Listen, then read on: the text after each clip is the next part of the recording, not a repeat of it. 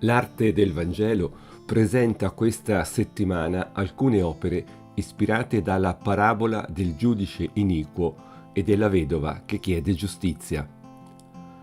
Cominciamo con Ushakov, la parabola di un giudice giusto e ingiusto, 1668, Palazzo delle Faccette, Mosca, ovviamente Russia.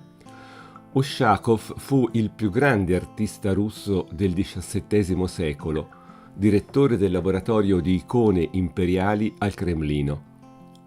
Capace di esprimersi in una molteplicità di settori, fu affascinato dal monachesimo e, secondo la tradizione, alcune sue icone avevano addirittura poteri miracolosi.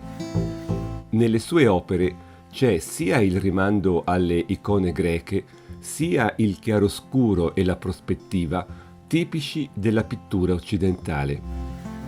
Si tratta di un grandioso intervento pittorico che riguarda più sale. Interventi successivi, come vedremo, ne hanno poi modificato l'impostazione. Il Palazzo delle Faccette, chiamato così a causa della pietra bugnata, cioè sfaccettata, si trova proprio al Cremlino, il centro del potere russo, ed è la parte più antica giunta sino a noi. Iniziato nel 400 da architetti italiani, è stata la sede di numerosi eventi storici della politica russa. Dei fratelli Belousov presento la parabola di un giudice giusto e ingiusto, 1882, anch'essa nel Palazzo delle Faccette. I Belousov, infatti, lavorarono al ripristino dell'affresco originario esteso su tutte le pareti del vasto ambiente. Entrambi gli affreschi ci mostrano ricche sale, uomini di potere, vesti sontuose, bevande raffinate. Sono tutti uomini. Fuori, all'esterno, 3 donne con i capelli coperti.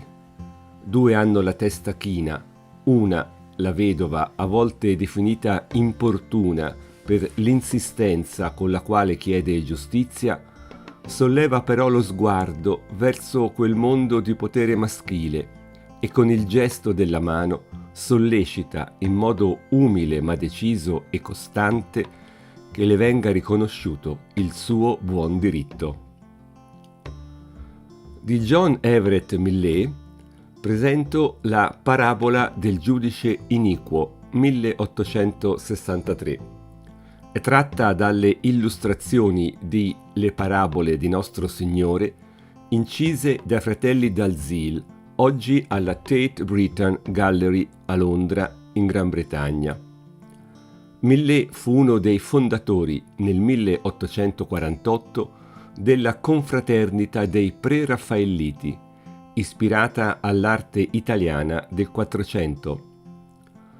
Talento precoce, entra in accademia a soli 11 anni, si distaccò poi dal movimento aderendo a un maggiore realismo.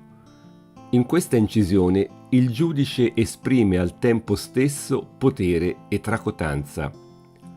Seduto, quasi appollaiato su un morbido trono, è circondato da servi ossequiosi che agitano i flabelli, vale a dire dei ventagli, per liberarlo da ogni fastidio, così come il soldato che cerca di strappar via la donna in ginocchio. Gli umili sono fastidi da scacciare come i moscerini. Si ricordi che i flabelli, divenuti segno di sacralità e aboliti da Paolo VI, avevano lo scopo di tener lontano gli insetti importuni.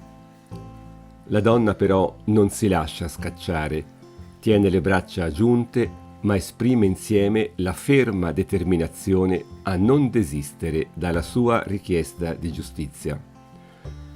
In basso a destra uno scrivano prende nota delle parole del giudice, colto quasi nel momento in cui pensa: anche se non temo Dio e non ho riguardo per alcuno, dato che questa vedova mi dà tanto fastidio, le farò giustizia perché non venga continuamente a importunarmi. La scelta di due opere russe ci ricorda la necessità di separare la cultura russa dalle disastrose decisioni dello zar che attualmente la governa. Il Palazzo delle Faccette, però, luogo in cui gli zar del passato hanno celebrato quasi tutte le loro vittorie, da Ivan il Terribile a Pietro il Grande e molti altri, è anche la testimonianza di una sacralizzazione fastosa e violenta del potere politico. Non possiamo non ricordare in questi giorni drammatici che fu anche la sede dove fu sancita l'annessione dell'Ucraina alla Russia nel 1654. Fu da allora che, a partire da Alessio I, gli zar si proclamarono imperatori di tutte le Russie.